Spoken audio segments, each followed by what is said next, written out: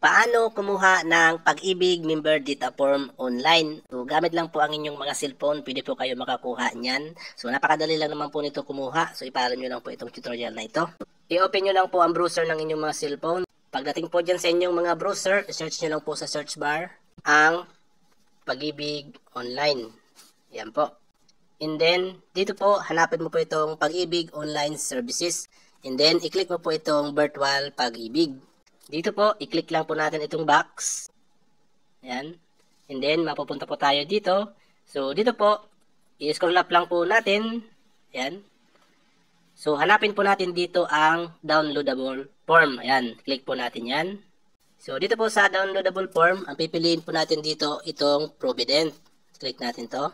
So, dito po sa Provident, hanapin po natin dito ang member data form. So, ayan. Scroll up lang po natin.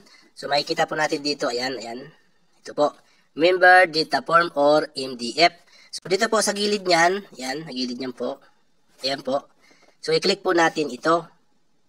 So, magda-download po yan mga lodis, katulad po niyan, ayan.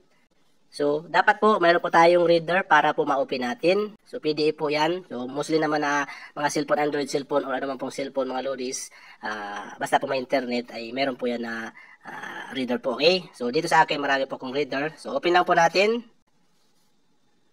And then, lalabas po dito ang inyong member data form. Ayan, ay 4 page po ito. So, pwede nyo po itong ipaprint. Ngayon, pag na-print nyo po mga lodis, pwede nyo na po itong permahan